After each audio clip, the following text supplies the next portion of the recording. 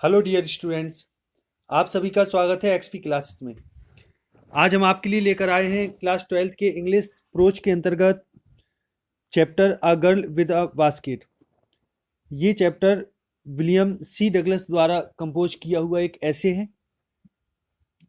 इसमें विलियम सी डगलस, जो इसका बैकग्राउंड है, इसमें विलियम सी डगलस 1950 में भारत में यात्रा के लिए आए हुए थे।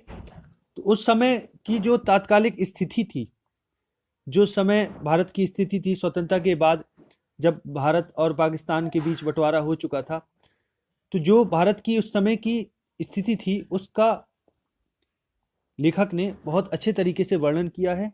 और इसमें एक बहुत प्यारी बच्ची होती है जो 9 साल की होती है, जिससे लेखक बहुत अधिक इम्प्रेस होता है और उस बच्ची से प्रेरित होकर लेखक को भारत से प्रेम हो जाता है।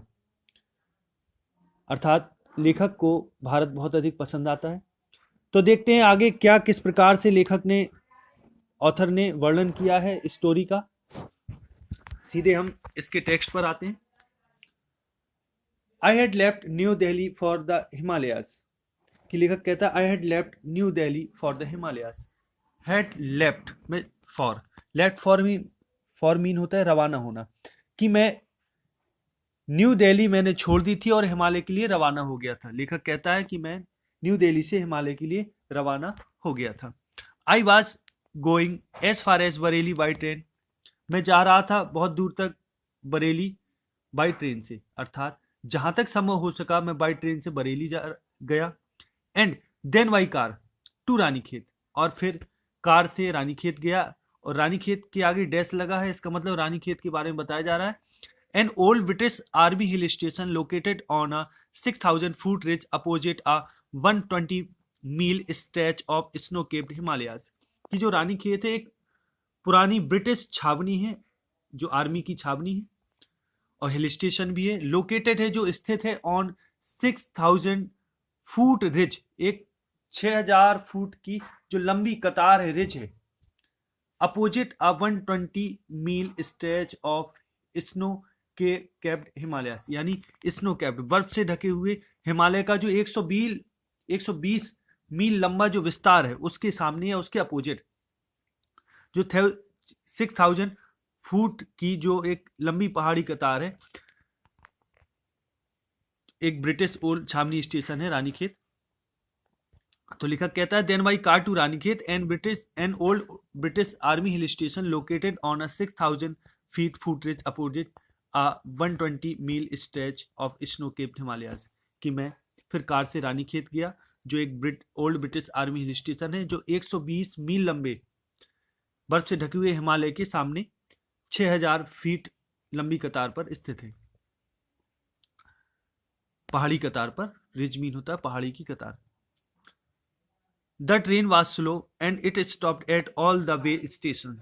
जो ट्रेन थी बहुत स्लो थी, एंड इट स्टॉप, ये रुकती थी, at all the way station. Way station अर्थात जो भी रास्ते में स्टेशन पड़ते थे उन सब स्टेशन पर ये रुकती थी।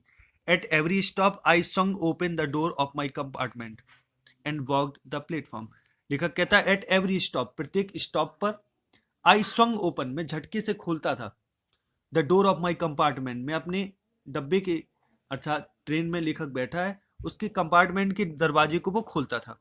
एंड वॉकड द प्लेटफॉर्म, और लेखक प्लेटफॉर्म पर उतरता। लेखक कहता है कि मैं प्रत्येक स्टॉप पर कंपार्टमेंट की दरवाजे को खोलता था और वॉक द प्लेटफॉर्म, और प्लेटफॉर्म पर टहलता था। आगे लेखक कहते हैं the platform were packed with people.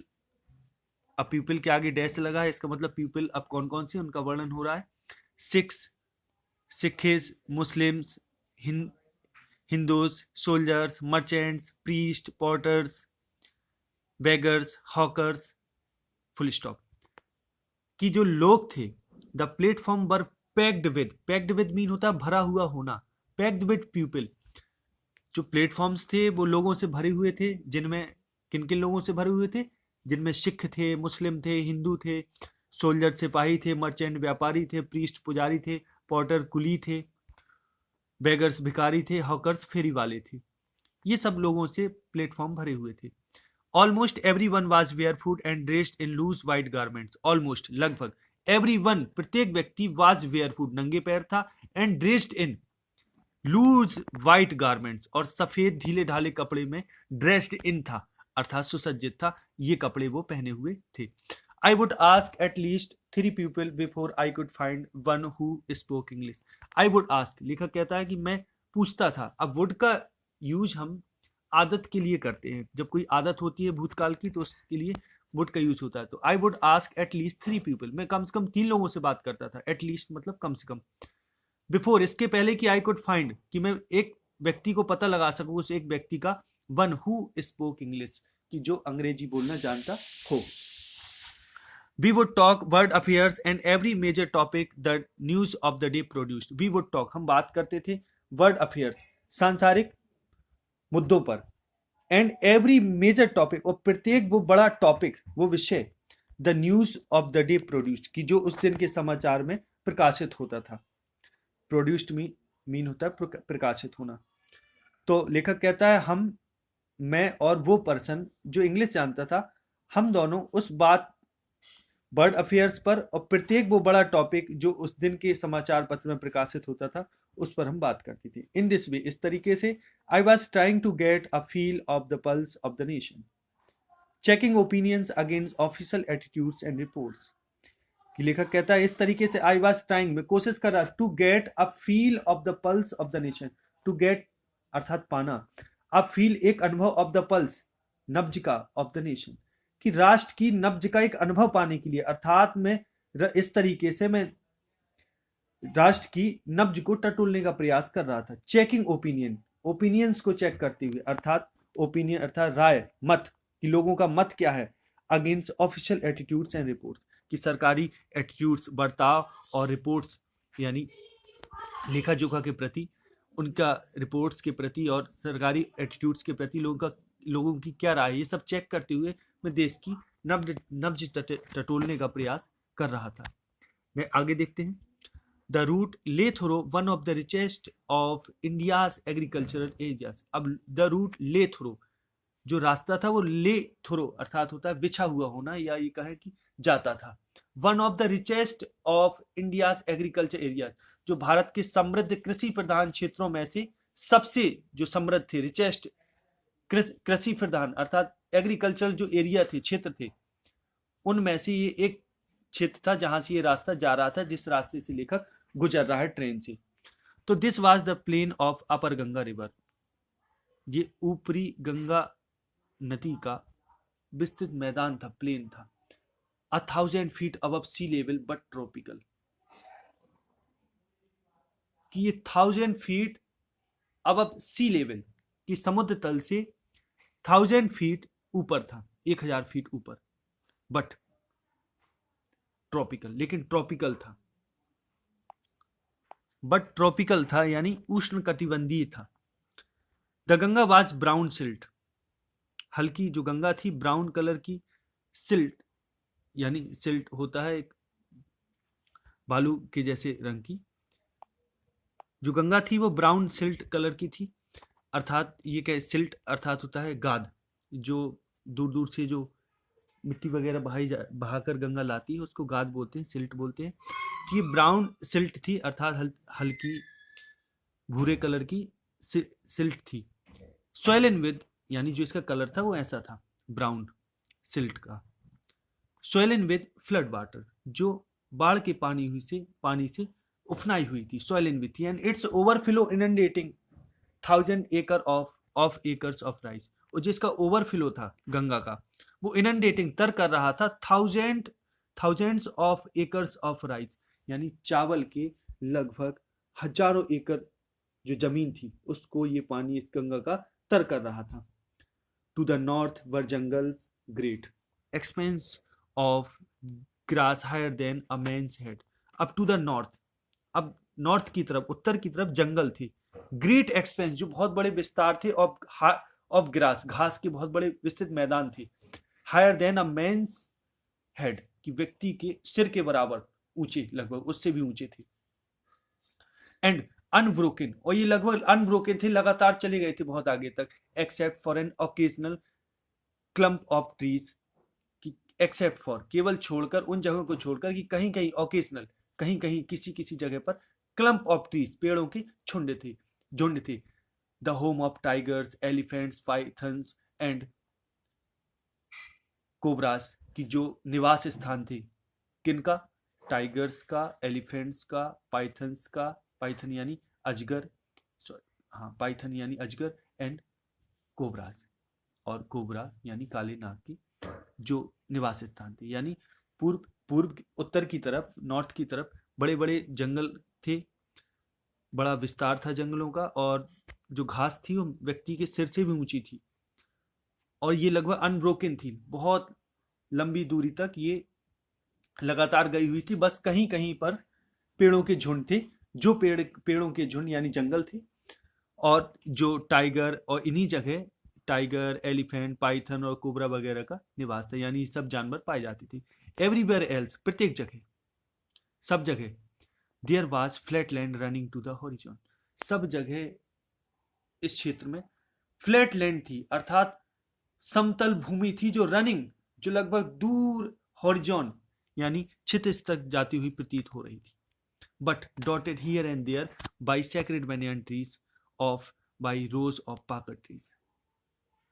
अब इधर इधर उधर कहीं कहीं सैक्रेड, पवित्र बनियान ट्रीज थी,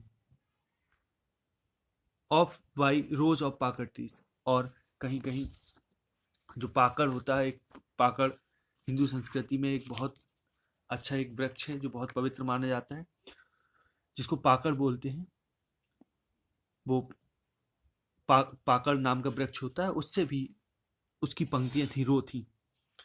तो but dotted here and there by the sacred banyan tree, और यहाँ ऑफ की जगह और है, और by rows of pakar tree, या तो पवित्र यहाँ वहाँ, डॉटेड मीन होता है बिंदु के रूप में होना, यानी ट्रेन से लेखक को वो ये सब पेड़ बिंदु के रूप में दिखाई दे रहे थे, और पाकड़ के जो पेड़ थे वो पंक्तियों के रूप में दिखाई दे रहे थे। तो ये सब जगह इधर उधर ये पवित्र बरगद के पेड़ से, बनियान ट्री से और पाकड़ के पेड़ से भरी हुई थी। Shaped like elms and having thick twisted trunks, और शेप्ड, जिनका जो आकार था इन पेड़ों का, लाइक ईल्म, कि ईल्म नाम के सदाबहार पेड़ों की तरह था, and having thick twisted trunks, और जिनकी शाखाएं थी थिक, मोटी थी, ट्विस्टेड, मुड़ी हुई थी, ट्रंक्स मीन शाखाएं, इन पेड़ों की शाखाएं जो इल्म जैसे आकार के दिखते थे, और जो इनकी शाखाएं थी वो मुड़ी हुई थी, मोटी शाखाएं थी। Hot humid air was moving in from the south west, और साउथ वेस्ट यानी दक्षिण पश्चिम की ओर से गर्म नम वायु चल रही थी, मूविंग हो रही थी। Monkeys, some of them mothers with babies clinging to them and riding underneath swung of trees at the station looking for food। कि लेखक कहता है monkeys, अब जो बंदर थे, some of them mothers, उनमें से कुछ माएँ थी, with babies clinging to them, जो अपने बच्चों के साथ थी, जो बच्चे उनसे चिपके हुए थे, clinging to them, उनसे। अब जो बंदर के जो बच्चे होते हैं, बंदरिया के बच्चे, वो बच्चे बंदरिया के पेट में चिपके होते हैं, लिपट जाते हैं, तो वैसे ही वो जो बच्चे थे वो वैसे ही इसमें इनके पेट से चिपके हुए थे। एंड राइडिंग अंडरनीथ, और नीचे सवारी कर रहे थे, यहाँ ऊपर सवारी नहीं कर रहे, नीचे अर्थात नीचे चिपके हुए थे, अंडरनीथ अर्थात नीचे। सॉन्ग ऑफ, जो झूल रहे थे, ट्रीज जो पेड़ों से झूल रहे थे, at the station looking for food, station पर जो पेड़ लगे थे उन पर झूल रहे थे, लुकिंग फॉर फूड, भोजन की तलाश में। कि अब जो बंदर थे उनमें जो कुछ माएँ थी वे अपनी बच्चों के साथ थी, बच्चे उनकी पेट से चिपके हुए थे, और जो पेड़ों पर झूल रही थी जो माएँ, भोजन की तलाश में। The places we passed had walls made of mud mixed with water and cow dung. अब द विलेजेस बी पास्ट, अब वो गांव, वे गांव जहां से हम गुजरे। अब लेखक ने यहाँ आई नहीं कहा, वी कहने का अर्थ है, अब ट्रेन में बहुत सारे यात्री होंगी, सबको सम्मिलित रूप से कह दिया कि जहां से हम गुजरे, हेड वॉल्स, उन घरों की जो गांव की जो दीवारें थी, मेड ऑफ मड, की मिट्टी की बनी हुई थी, mixed with water and cow dung, जिसमें पानी एंड काउडंग यानी गोबर मिक्स था, इनकी बनी हुई ये दीवारें थी। देयर पीक्ड रूफ, जो इनकी पीक, चोटी जैसी जो छतें थी, बर्थेस्ट, वो छबी हुई थी, बंडल्स ऑफ ग्रास, घास के बंडलों से, टाइड टू बैम्बू पोल्स, जिनमें जो बैम्बू पोल्स यानी बांस के लट्ठों से जो बंधी हुई थी, टाइट थी। स्ट्रेच्ड अक्रॉस द राफ्टर, जो बल्लियों के सहारे फैली हुई थी, स्ट्रेच थी, विस्तार था जिनका। तो that day the pumpkin vines that grew over them, अब जो पंपकिन, कद्दू की जो बेलें, जो लताएं थी, जो उनके ऊपर उगी हुई थी, उन घरों छप्पर के ऊपर, वर इन ब्लूम, वो फूल में थी। इन ब्लूम अर्थात होता है उनमें फूल खिले हुए थे। ट्रेलिंग स्टीप ऑफ येलो, और जो भी लटकती हुई ट्रेलिंग स्टिक्स, जो धारियां थी उन्हीं बेलों की, ऑफ येलो, बर ऑफ येलो, पीले कलर की, पीले रंग की, ओवर ड्रेप बॉल्स, वो मटमैली दीवारों पर लटकी हुई थी। उन पर फूल खिले हुए थे और भी लटकी हुई थी।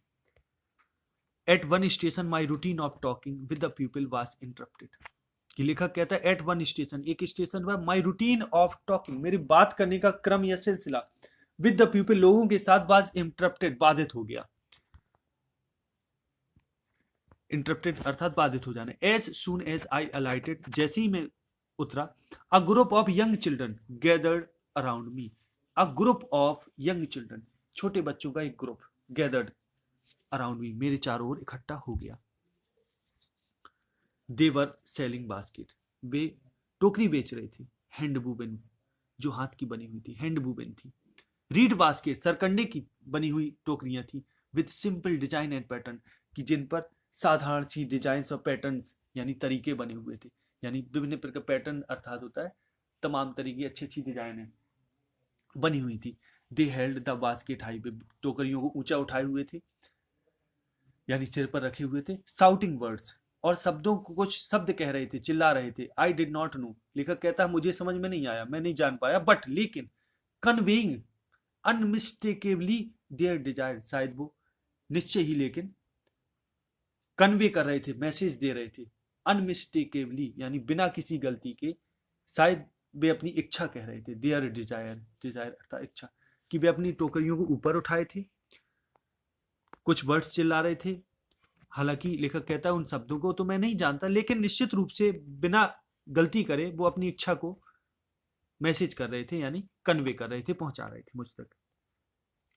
दीज वर रिफ्यूजी चिल्ड्रन, ये बच्चे शरणार्थी बच्चे थे, रिफ्यूजी थे। When partition between India and Pakistan was decreed, कि जब पार्टीशन यानी बंटवारा, between India and Pakistan, Bharat और पाकिस्तान के बीच, वाज डिक्रीड, घोषित हुआ। Hundreds of thousand of people, कि hundreds of thousand of people, हजारों लोग, pulled up their roots, pulled up their roots, अपनी उनकी जड़ें, पुल्ड अप देयर रूट्स अर्थात लेफ्ट देयर ओल्ड होम्स, यानी उन्होंने अपने पुराने निवास स्थान को छोड़ दिया था, उन्होंने अपनी जड़ों को छोड़ दिया था, खींच लिया था, या उनकी जड़ें उनसे छीन ली गई थी। यानी कहने का मतलब है जो उनके पुराने घर थे वहां से उनको निकाल दिए गए थे। एंड चेंज देयर रेजिडेंसेस, और उन्होंने अपनी रेजिडेंसेस अर्थात निवास स्थान को बदल लिया था। Hundreds of thousand of people, सैकड़ों हजार लोग। तो 9 million people left Pakistan and came to India, कि 9 मिलियन पीपल, 90 लाख लोग पाकिस्तान, 90 लाख लोगों ने पाकिस्तान छोड़ा, एंड केम टू इंडिया, और भारत आए। Driven by the fear of religious fanaticism, जो हाके गए थे फियर ऑफ, भय के कारण, रिलीजियस फेनेटिसिज्म, धार्मिक कट्टरता। फेनेटिसिज्म मतलब धार्मिक कट्टरता, फेनेटिसिज्म अर्थात होता है कट्टरता, और रिलीजियस अर्थात धार्मिक, की धार्मिक कट्टरता के चलते जो भय के कारण वहां से हाके गए थे, ड्राइव इन किए गए थे। They were poor people to start with, अभी बेचारे गरीब थे जब उन्होंने स्टार्ट की यात्रा वहां से चलना। दे वर पुअरर, वे गरीब होते गए। As they began to their long track, कि जैसे ही उन्होंने, they began their long track, उन्होंने अपनी लंबी यात्रा जब शुरू की पाकिस्तान से इंडिया के लिए, तो वे और गरीब होते गए। ट्रैक अर्थात होता है यात्रा। For all they could carry, अब चूंकि ऑल दे कुड कैरी, अब जो कुछ भी वे ले जा सकते थे, was a bit of food, कि थोड़ा सा भोजन था, विट ऑफ फूड, थोड़ा सा भोजन, एंड अ फ्यू बिलोंगिंग्स, और थोड़ा सा सामान। कि अब जब पाकिस्तान और भारत के बीच जब बंटवारा घोषित हुआ, तो कई लोगों ने अपनी जड़ें कई लोगों की जड़ें उखाड़ दी गई, कि सैकड़ों लोग घर से बेघर हो गए, उन्होंने अपने निवास स्थान बदल लिए। लगभग 90 लाख लोग, सैकड़ों हजार लोग अर्थात 90 लाख लोग पाकिस्तान छोड़कर भारत आए, धार्मिक कट्टरता के भय के कारण। वे चूंकि गरीब थे जब वे चले, और वे और गरीब होते गए जब उन्होंने अपनी इतनी लंबी यात्रा शुरू की। अब जो भी चूंकि वे अपने साथ ला सकते थे वो थोड़ा सा भोजन था और कुछ सामान था। सून देवर आउट ऑफ फूड, और शीघ्र ही वे भोजन रहित हो गए, आउट ऑफ फूड हो गए। अब फ्यू डेज आफ्टर, कुछ दिनों बाद, दे स्टार्टेड, जब वे चले तो they began to fall by the wayside from the weakness of hunger and died where they fell. कि लेखक कहता है अब फ्यू डेज आफ्टर, कुछ दिनों बाद, दे स्टार्टेड, जब वे चले, उनके चलने के कुछ दिनों बाद, दे बिगेन टू फॉल, उन्होंने गिरना शुरू कर दिया, अर्थात गिरने लगी, बाय द वे साइड, सड़क के किनारे, from the weakness of hunger, भूख की कमजोरी के कारण, वीकनेस के कारण, हंगर अर्थात भूख, कि भूख की कमजोरी के कारण वे किनारे ही सड़क के गिरने लगे, and died where they fell, और वे मर गए जहां वे गिरे। The children selling basket were sons and daughters of these refugees, अब जो बच्चे टोकरियां बेच रहे थे were sons and daughter of these refugees, वो इन शरणार्थियों के लड़के और लड़कियां थी, यानी सन्स थे और डॉटर्स थी। जो बच्चे टोकरियां बेच रहे थे, वे जो भारत में जो शरणार्थी आए थे पाकिस्तान से, उनके ही लड़के और लड़कियां थी। दे और देयर पेरेंट्स और relatives had gathered in the cities, setting up stalls, manufacturing simple articles, trying to make a living in markets already overcrowded। कि लेखक कहता है दे और देयर पेरेंट्स और रिलेटिव्स, वे यानी वे बच्चे या उनके पेरेंट्स और रिलेटिव्स या उनके रिश्तेदार, हैड गैदर्ड, इकट्ठे हो चुके थे इन सिटी, शहरों में, अर्थात शहरों में फैल गए थे। सेटिंग अप स्टॉल्स, कि उन्होंने अपने setting up stalls, stall mean होता है छोटी छोटी दुकानें स्थापित करते हुए, मैन्युफैक्चरिंग बनाते हुए, सिंपल आर्टिकल्स, छोटी छोटी सिंपल साधारण वस्तुएं, trying to make a living, जो कोशिश कर रहे थे मेक अ लिविंग, जीविका कमाने की, in markets already over crowded, उन मार्केट्स में जो पहले से ही ओवर क्राउडेड थे, जिनमें भीड़ थी, पहले से ही बहुत सारी दुकानें थी। कि लेखक कहता है कि वे, उनके पेरेंट्स, उनके रिलेटिव शहरों में फैल गए, गैदर हो गए, इकट्ठे हो गए, उन्होंने अपनी दुकानें, स्टॉल्स वहां स्थापित कर लिए, छोटे छोटे आर्टिकल्स, सिंपल आर्टिकल्स बनाने लगे। इस तरीके से उन्होंने अपनी जीविका कमाने का वो प्रयास कर रहे थे उस मार्केट में जो पहले से ही ओवर क्राउडेड था, भीड़ से भरा हुआ था। ओवर क्राउडेड अर्थात ज्यादा अधिक भीड़ होना। They lived in cloth and grass sets that line the streets, they lived, वे रहते थे in cloth and grass sets, जो कपड़े और घास की जो छप्पर सेट्स थे उनमें रहते थे, दैट लाइन, जो लाइन से लगे हुए थे, द स्ट्रीट्स, यानी जो सड़कों के दोनों किनारे पर वे कपड़े और घास की छप्परों में रहते थे, जो लाइन से सड़क पर लगे हुए थे। The peasants among these refugees had been accustomed to little all their lives, for the annual income of an agricultural family does not exceed on an average $100 a year। कि लेखक कहता है the peasants among these refugees, अब इन शरणार्थियों के बीच जो किसान थे, had been accustomed to little all their lives, कि वे अपने पूरी जीविका के लिए जो आदि हो चुके थे, the annual income of an agricultural family, की जो एक किसान फैमिली की जो वार्षिक इनकम होती है, उस फैमिली की does not exceed an average $100 a year, की जो एक साल में डज नॉट एक्सीड, अधिक नहीं थी, $100, कि $100 से जो अधिक नहीं थी, इस छोटी सी इनकम की वे आदी हो गए थे, वे किसान जो उन शरणार्थियों में थे, अर्थात उन शरणार्थियों में जो किसान थे वो बहुत कम के आदी हो चुके थे, अर्थात वो बहुत कम कमा पाते थे। The peasants among these refugees had been accustomed to little all their lives, for the annual income, कि जो उनकी वार्षिक इनकम थी, all their life, अपने पूरे जीवन में या पूरी जीविका में, वो पूरे साल भर की जो एक एग्रीकल्चर फैमिली की इनकम होती है, जो $100 से अधिक नहीं होती, उसके भी आदी हो चुके थे, यानी इससे अधिक नहीं भी कमाते थे।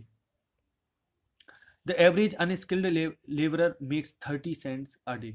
जो एवरेज अनस्किल्ड अकुशल जो मजदूर थे, मेक्स मजदूर व्यक्ति होता था, वो कमाता था 30 सेंट्स अ डे, एक दिन में 30 सेंट, और लेस देन $2 अ वीक, या एक हफ्ते में $2 से कम, less. There is one meal a day, कि एक दिन में उनको एक भोजन मिलता था, मील अर्थात भोजन, एक बार भोजन, जिसमें एन ओनियन एक प्याज होता था, अ पीस ऑफ ब्रेड एक ब्रेड का टुकड़ा होता था, रोटी का टुकड़ा, a bowl of pulse with milk, कि अ बाउल ऑफ पल्स दूध के साथ एक कटोरी दाल। अब यहाँ दूध के साथ दाल मिक्स नहीं है, दूध अलग है और दाल अलग है, पल्स अर्थात दाल, बाउल मीन कटोरा, a bowl of pulse with milk, perhaps a bit of goat cheese, कि शायद एक बकरी के दूध के बने हुए पनीर का टुकड़ा, चीज अर्थात पनीर, गॉट मीन बकरी, बकरी के दूध का बना हुआ जो पनीर है, गॉट चीज, उसका एक छोटा सा टुकड़ा शायद। No tea, no coffee, no fat, no sweet, no meat, कि ना ही कोई टी चाय, ना कॉफी, ना कोई फैट, ना स्वीट्स, ना ही कोई मीट, ना मिठाई, ना मीट, मांस। $100 a year is not $2 a week, कि एक साल में $100 इज नॉट $2 अ वीक, एक हफ्ते में $2 भी नहीं, एट तो भी, even that small amount is hard to earn by selling basket to people too poor to buy them, तो भी even that small amount is hard to earn, यहां तक कि वो स्मॉल अमाउंट भी उनके लिए हार्ड, कठिन था टू अर्न, कमाने के लिए, बाई सेलिंग बास्केट टोकरी बेचकर, कि टोकरी बेचकर इतना अमाउंट भी, इतना छोटा अमाउंट भी उनके लिए कमाना कठिन था, टू पीपल, कि उन लोगों को टोकरी बेचकर, too poor to buy them, जो और गरीब थे। अब जिस मार्केट में ये टोकरियां वगैरह बेच रहे थे, जिन लोगों को बेच रहे वे भी गरीब थे बेचारे, खरीदने में, टू बाय देम, कि वे उनको खरीदें। दैट की no doubt is the reason these little children descended on me like locusts. अब लेखक कहता है दैट कि no doubt is the reason, कि इस यही वो कारण था, इसमें कोई संदेह नहीं, no doubt is the reason these little children, कि ये छोटे बच्चे, descended on me like locusts, कि मुझ में टिड्डी दल की तरह चढ़ गए, अर्थात मुझे ऐसे घेर लिया, यही एकमात्र कारण था, कि बेचारे इतने गरीब थे इसलिए उन्होंने मुझे घेर लिया। आई एन अमेरिकन, अब मैं एक अमेरिकन होने के नाते वाज डाउटलेस, निसंदेह था, the most promising market they had seen, कि इसके पहले कि कभी उन्होंने ऐसा प्रोमिसिंग मार्केट था, एक अच्छा ग्राहक देखा हो, तो इनके लिए मैं एक अच्छा ग्राहक था, एक अमेरिकन होने के नाते, निसंदेह में एक अच्छा ग्राहक था। I bought one tiny basket for, आगे लेखक कहता है I bought one tiny basket for a few annas, कि मैंने एक छोटी सी बास्केट, टीनी अर्थात छोटी सी बास्केट, कुछ आने में खरीदी। Another fruit basket for a bit more, कि एक फिर और फ्रूट बास्केट, यानी जिसमें फल वगैरह रखे जाते हैं, वो बास्केट मैंने थोड़े से और मैं खरीदी आगे। फिर आगे कहता है लेखक a beautiful waste paper basket for a rupee, कि मैंने एक सुंदर सी वेस्ट पेपर, यानी जिसमें वेस्ट पेपर, खराब सामान वगैरह रखा जाता है, रद्दी वगैरह कागज रखा जाता है, उसके लिए 1 रुपये मैंने एक और बास्केट खरीद ली। A lovely sewing basket for a rupee, और एक सुंदर सिलाई का सामान रखने वाली सीविंग बास्केट मैंने 1 रुपये में खरीद ली। आगे कहता है a few pence for a an anna और अ 2 पीस, कि फिर मैंने अ फ्यू फेंस, कि कुछ पंखी, फॉर अ आना और 2, कि एक एक, दो दो आने के, एक या दो आने के, जो पर आने में आते थे पंखे के हिसाब से मैंने कुछ थोड़े पंखे खरीदे। माई आर्म्स वर फिल्ड, मेरे हाथ भर गए थे। And I had not spend 50 cents, और मैंने 50 सेंट्स भी नहीं खर्च किए थे। The children passed in shouting their wares, अब बच्चे अपने सामान बेचते हुए आते चले गए, अपने सामान बेचते हुए, अर्थात shouting their wares, shouting mean चिल्लाना, और देयर वेयर्स, वेयर्स मीन सामान, यानी माल। तो the children passed in shouting their wares, कि बच्चे अपने सामान कि आवाज लगाते हुए, यानी सामान बेचने के लिए जो आवाज लगाई जाती है वो आवाज लगाते हुए बच्चे आते चले गए, पास इन होते गए। I was a prisoner completely surrounded, मैं पूरी तरह एक कैदी था कंप्लीटली, जो पूरी तरह घिरा हुआ था। अनएबल टू मूव, कि मैं चल भी नहीं सकता था, मूव भी नहीं हो सकता, हिल भी नहीं सकता था। The most diligent aggressive vendor was a beautiful girl of 9 right in front of me। कि अब जो सबसे मोस्ट डिलीजेंट, जो सबसे परिश्रमी, जो सबसे अधिक मेहनती थी, एग्रेसिव वेंडर, कि जो बहुत आक्रामक विक्रेता थी, यानी बहुत, ये कह लें कि जोर देकर माल बेचने वाली लड़की थी। Was a beautiful girl of 9 right, कि ठीक 9 साल की एक सुंदर लड़की वो थी। इन फ्रंट ऑफ मी, जो मेरे सामने थी। She had a lovely basket with handle, कि उसके पास एक प्यारी बास्केट थी जिसमें हैंडल लगा हुआ था, with handle. And she wanted a rupee and half for it, इसके लिए वो 1 रुपए और आधा अर्थात 1.5 रुपए चाहती थी, अर्थात उसको 1.5 रुपए में बेचना चाहती थी। और अबाउट 30 सेंट, या ये कहें कि 30 सेंट्स में। She was an earnest pleader, कि she was an earnest pleader, कि एक बड़ी अर्नेस्ट, यानी ये कहें कि हम लगन, बड़ी लगन के साथ निवेदन करने वाली एक विक्रेता थी वो, यानी बड़ी लगन से, बड़ी याचना में, बड़ी लगन से वो अपने माल को इस तरीके से बेच रही थी। She was an earnest pleader, there were tears in her eyes, उसकी आंखों में आंसू थे। सी प्लीडेड, प्लीड मीन होता है निवेदन करना। She pleaded and begged in tones, कि उसने बड़ी विनती की, एंड बेग्ड और याचना की, इन टोन, इन टोन्स मतलब बड़े स्वर में, गंभीर स्वर में। That would wring any heart, कि जो किसी भी के हृदय को भी द्रवित कर देता, पिघला देता। ऐसी आवाज में उसने निवेदन किया, याचना की अपने सामान को बेचने की। रिंग मीन होता पिघला देना। आगे, माई आर्म्स वर फुल, मेरे हाथ फुल हो गए थे, यानी अब कोई जगह नहीं बची थी। आई हैड नो रूम, कोई जगह नहीं बची थी। लेट अलोंग एनी नीड, कि अब और उस पर कोई और जरूरत। Let along any need, along मतलब साथ, एनी नीड की जिसमें और कुछ जरूरत की, और किसी सामान की जरूरत को स्थान दिया जाए। फॉर एनदर बास्केट, कि आई हैड नो रूम, कि मुझे कोई भी जगह नहीं थी, कि आवश्यकता का तो प्रश्न ही नहीं है, किसी दूसरी टोकरी के लिए मेरे पास कोई स्थान नहीं था। बैलेंसिंग माई बास्केट, अपनी बास्केट को बैलेंस करते हुए। And fans on my left arm, और पंखों को एक अपने बाएं हाथ में मैंने बैलेंस करते हुए, संभालते हुए। I reached into my right pocket, right coat pocket, कि मैं अपनी राइट कोट पॉकेट, यानी राइट कोट पॉकेट का कहने का अर्थ है कि अपनी कोट की राइट साइड में जो पॉकेट थी वहां मैं अपना हाथ पहुंचाया। And got a handful of changes, और वहां से निकाले हैंडफुल, मुट्ठी भर चेंज निकाले। परहैप्स शायद जो थे 15 सेंट्स इन ऑल, कुल मिलाकर, इन ऑल मतलब कुल मिलाकर 15 सेंट्स थे। Which I deposited in the basket, जो मैंने टोकरी में डिपोजिट कर दिए। That the young girl held imploringly before me, कि जो वो लड़की, वो छोटी बच्ची हेल्ड पकड़ी हुई थी, इम्प्लोरिंगली जो बड़े निवेदन करते हुए, बड़े प्रार्थना करते हुए जो मेरे सामने टोकरी को पकड़े हुए खड़ी थी, बिफोर मी, मेरे सामने थी। आई ट्राइड टू एक्सप्लेन, मैंने ये कोशिश की एक्सप्लेन करने की, कहने की, दैट की I could not by the basket but, कि मैं बास्केट नहीं खरीद सकता, बट लेकिन एक्सटेंडेड, लेकिन मैंने आगे बढ़ा दिया, द ग्रेचुटी, दान, एज अ सब्स्टिट्यूट, कि उसके एवज में, सब्स्टिट्यूट में, सब्स्टिट्यूट अर्थात एवज में मैंने ग्रेचुटी, कुछ दान बढ़ा दिया, जो मुट्ठी भर मैंने सिक्के जेब से निकाले थे वो मैंने बढ़ा दिए। आई रियलाइज्ड एट वंस, कि मैंने तुरंत रियलाइज किया कि what offence I had given, कि मैंने कितना बड़ा अपराध किया, कि मैंने उसको चोट पहुंचा दी।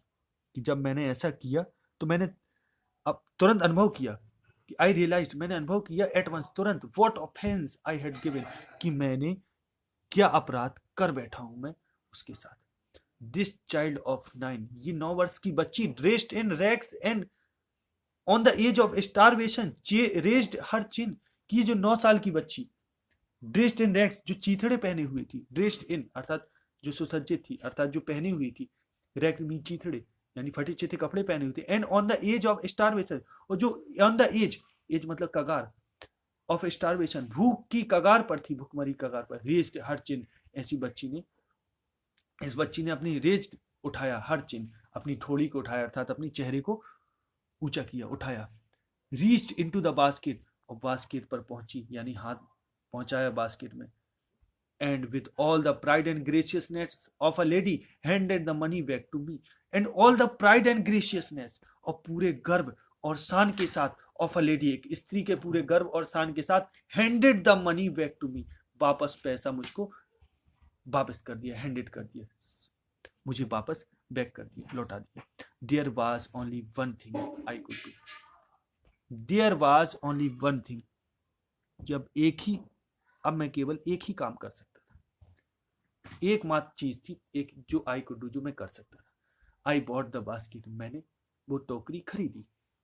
सी wiped her eyes, wipe mean होता पोंछना, उसने अपनी आंखों को पोंछा. स्माइल्ड, मुस्कुराई, and dashed down the platform, और डैश डाउन द प्लेटफॉर्म, और तेजी से, डैश डाउन तेजी से दौड़ती हुई नीचे की ओर, डाउन द प्लेटफॉर्म, प्लेटफॉर्म के नीचे की ओर, हेडेड फॉर सम ग्रास, कि शायद किसी घास की झोपड़ी की ओर, ग्रास हट, हट अर्थात झोपड़ी, that would have at least 30 cent that night, कि तेजी से दौड़ती हुई वो dash down the platform, headed for some grass hut, कि घास की किसी झोपड़ी की ओर वो प्लेटफॉर्म से नीचे दौड़ती हुई चली गई. दैट वुड हैव एटलीस्ट, कि जहां दौड़ती हुई चलेगी, जहां उस रात उसके पास कम से कम 3 सेंट तो होंगे, कि यानी उस समय, उस दिन उसने एटलीस्ट कम से कम 30 सेंट कमाए थे उस रात. वुड हैव जो हो गए होंगे, लगभग उसके पास 30 सेंट्स उस दिन हो गए थे. आगे देखें. I told this story to prime minister Pandit Jawaharlal Nehru, लेखक कहता है कि मैंने ये कहानी प्राइम मिनिस्टर पंडित जवाहरलाल नेहरू को बताई, कही. आई टोल्ड हिम दैट, मैंने उनसे बताया, इट वाज वन रीजन, कि एकमात्र यही कारण था, I had fall in love with India, कि भारत से मुझे प्रेम हो गया. The people I saw in India, those in the villages as well as those in high office, कि वे लोग, चाहे वे मैंने गांव में देखे हों या जो हाई ऑफिस में देखे हों, एज वेल एज मतलब और भी, कि आई सॉ इन इंडिया, कि मैंने भारत में, इन इंडिया, कि the people I saw in India, लोग जो मैंने भारत में देखे, दोज इन द विलेजेस, वे जो गांव में थे, एज वेल एज और वे जो हाई ऑफिस, उच्च पदों पर थी या सरकारी ऑफिस पर थी, have both pride and a lively sense of decency, कि उनमें है बोथ दोनों, प्राइड यानी स्वाभिमान है, and lively sense of decency, कि लिवली एक जीवंत समझ ऑफ डिसेंसी, शिष्टाचार और सिटीजनशिप, नागरिकता की. They also have a passion for independence, उनके पास एक जोश है, एक तीव्र भावना है स्वतंत्रता के लिए. दिस ब्यूटिफुल चाइल्ड, ये सुंदर बच्ची, बॉर्न इन स्क्वेलर, जो गंदगी में पली, स्क्वेलर अर्थात गंदी स्थिति में जो जन्मी, एंड पोवर्टी, गरीबी में जन्मी, uneducated both grammar and manners, कि जो अनएजुकेटेड है, अशिक्षित है, ग्रामर से भी और मैनर्स तौर तरीकों से भी, had given me a glimpse, मुझको दे चुकी है, अ ग्लिम्स, इसने मुझे दिया है, ग्लिम्स मीन झलक, of the warm soul of India, Bharat की जिंदा दिली की एक इसने मुझे झलक दे दी, यानी भारत की जीवंत आत्मा की मुझको एक झलक दे दी. कि इस प्रकार से लेखक कहता है कि this child of this beautiful child born in squalor and poverty, जो ये बच्ची गरीबी और गंदी स्थिति में जन्मी है, और जो grammar, uneducated both in grammar manners, जिसको ना तौर तरीके पता ना ग्रामर आती, यानी जो पढ़ी लिखी भी नहीं, इसने मुझे भारत की जिंदा दिली का परिचय दिया. Had given me a glimpse of the warm soul of India. इस तरीके से ये चैप्टर समाप्त होता है. आशा है आपको ये वीडियो बहुत पसंद आया होगा, तो इसको लाइक करें, हमारे चैनल को सब्सक्राइब करें, और बेल आइकन को भी हिट करें, और आप अधिक से अधिक वीडियो पर कमेंट करें. क्योंकि जो आपके ये कमेंट है, वैल्यूएबल कमेंट, यही हमें आगे प्रेरित करते हैं और ज़्यादा मेहनत करने के लिए, ताकि हम आपके लिए रोज प्रतिदिन जितना हो सके अच्छे से अच्छा कर सकें। तो कमेंट जरूर करें, और जो भी हमारे चैनल पर नए हैं वो चैनल को सब्सक्राइब करें, साथ में बेल आइकन को भी हिट करें, जिससे आगे जो भी हम वीडियो दें उसका नोटिफिकेशन आप तक सबसे पहले पहुंचे। आप हमसे व्हाट्सएप, फेसबुक, ट्विटर, इंस्टाग्राम में भी जुड़ सकते हैं। आप हमारे व्हाट्सएप ग्रुप में जुड़ें, जिसकी लिंक हमने डिस्क्रिप्शन में दे रखी है, और आप हमें फेसबुक, ट्विटर, इंस्टाग्राम में भी फॉलो कर सकते हैं, इसका भी हमने लिंक डिस्क्रिप्शन में दे रखा है। तो नेक्स्ट वीडियो में आगे मिलते हैं, तब तक के लिए नमस्कार, जय हिंद, जय भारत, वंदे मातरम।